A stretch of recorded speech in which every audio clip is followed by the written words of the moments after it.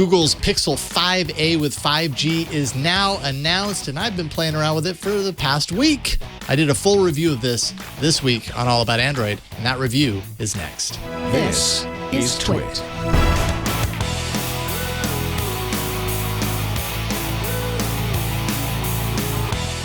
I'm sure you saw this morning all the NDAs lifted, and suddenly everybody was talking about the Pixel 5a, the next Pixel, not the Pixel 6. We still have to wait for that. But what we got this morning was the embargoes lifted for Pixel 5a with 5G. I happen to have it right here. I've had it for the past week. It's been my primary phone. You know, I even have this case, I thought that was another phone, but that's just the case. No. I see what you did there. there. That's the case. Yeah. And, you know, so as you can see, the phone like itself. The little buttons. That's nice. Yeah. Little flashiness to it. As you can see, the phone itself, you know, is muted in color, same as the Pixel 5. I mean, it's a little different shade. Pixel 5 is more like a dark gray blackish, and this is more, and it almost has like a faint green kind of hue to it. And then the Pixel 4a, you know, similar to the 5a. So very dull color scheming on the Pixel 5a, but Google makes up for it with their cases that are splashy colors. Just the problem is they're really kind of slippery. So they're not my favorite kind of cases. I think I'm so used to the fabric cases that are super grippy, you know? So anyways, that's not about the 5a. I'm here to talk about the 5a. So yes, you've got 5G support in here. The 5a runs $449. Now the 4a 5G, which I actually don't have, was $499. And I almost feel like that's the comparison, right? Is not to necessarily compare this against the 4a, because it's the same size as the 4a 5G mostly. It's like slightly taller. It has 5G support. It's just more directly comparable to the 4a 5G. So $50 less than that. One of the downsides that you're going to find here, though, and I'm curious to hear what you think about this, Damien, is that it's only available in the US and Japan. So there's no UK, no Australia. Seems like a very limited release for a phone that I would imagine, you know, in the mid-range category, the A series has really impressed a lot of people and has a lot of sales. How do you feel about that? Like, what's your interpretation of that, Damien? I'm on a personal level, I'm absolutely livid because I can't complete my collection of all the Pixel devices now. But I'll have to import it, and that will prove to be an absolute nightmare. It's a strange one because the Pixel 4a 5G it's kind of like that. Or last year, it was that perfectly priced like device in Google's lineup, even though the entire lineup just seemed to be a confusing mess at times. But I feel like the Pixel 5a kind of didn't have much fanfare, and it's like $100 more than the Pixel 4a, which I absolutely adore the Pixel 4a. I think it's just like a breath of fresh air compared to some of the other devices I've used. I'm sure like you guys use a lot of flagship devices, and you kind of get a little bit spoiled with all of the little extras and tweaks and things like that. And then the A series Pixels kind of like just brush away all of that excess and give you something that's just really cut back and streamlined and just has everything that you need, or that your perceived need is really like kind of adjusted. And I'm disappointed that it won't come to the UK, but you guys in the US and Japan, I would hope that it will be a device to pick up. I'm sure there'll be some really good deals over the next few months leading up to the Pixel 6 launch, and then hopefully it will fit into that really nice like entry-level kind of position just ahead of the Pixel 6 and 6 Pro later this year. But yeah, I'm really disappointed it's not having a global rollout this time around. Yeah, and I don't know if that'll open up at some point down the line or what the case may be, but very interesting to see such a limited rollout. You can pre-order today. It would be available August 26th.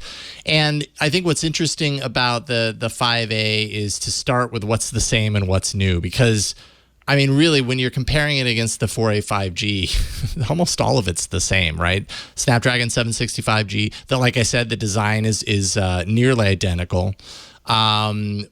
Camera system is the same, 12 megapixel main, 16 megapixel ultra wide. It doesn't have a laser autofocus though, like the 5 does. So you missed that. I can't remember if the 4A 5G had that. 128 gigs of storage, 6 gigs of RAM. Those are the same. Headphone jack is still there. So Courage port for Mateo. If he was on, he'd be dancing in the streets on that one.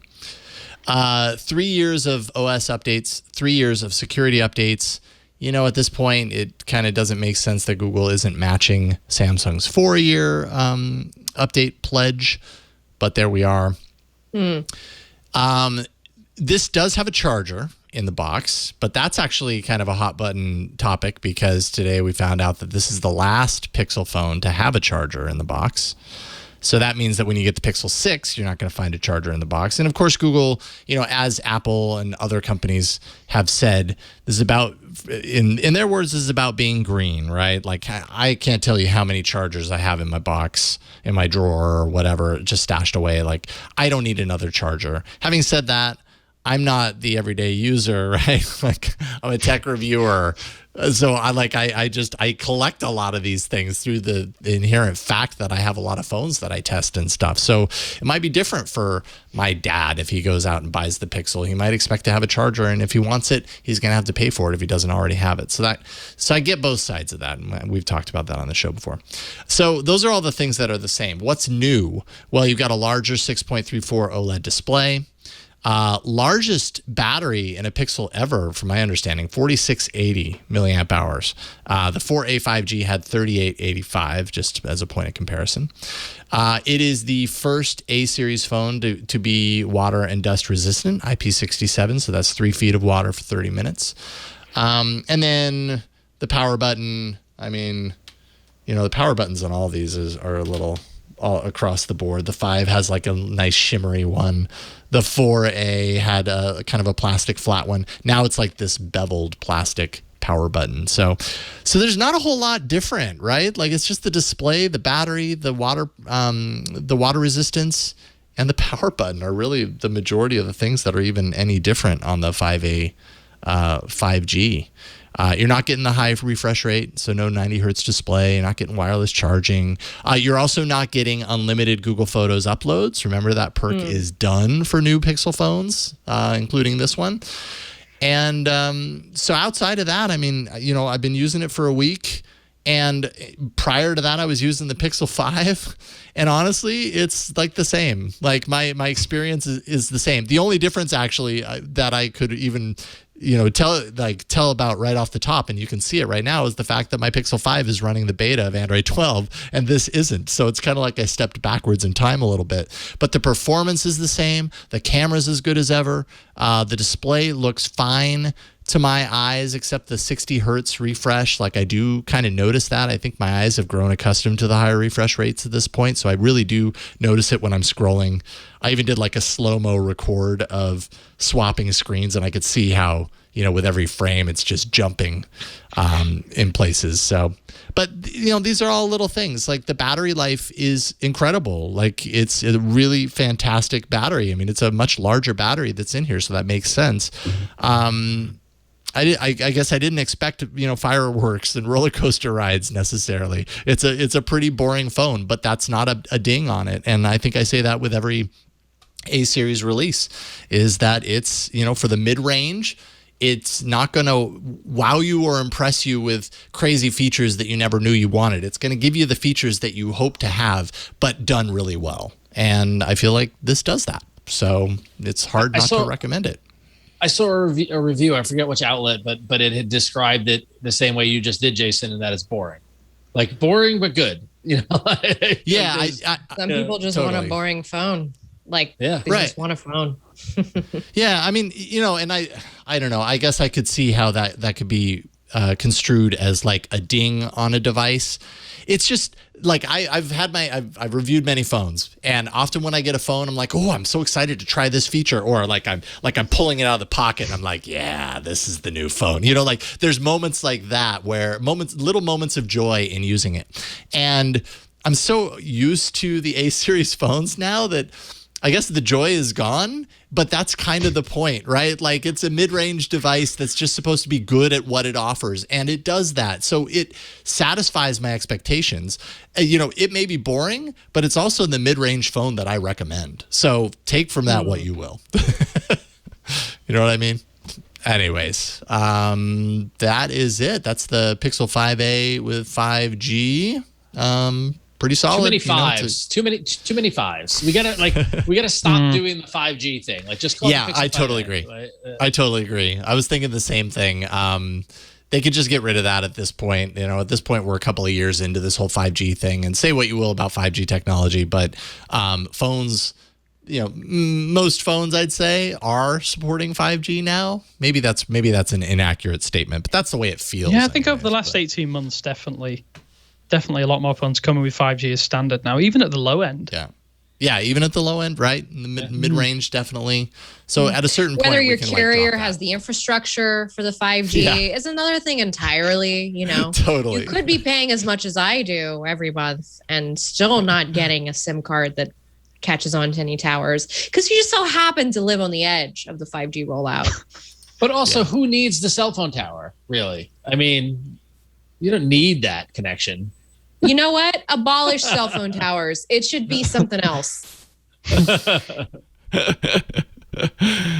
Oh, so there we have it. I don't have much more to add. 5A, Pixel 5A.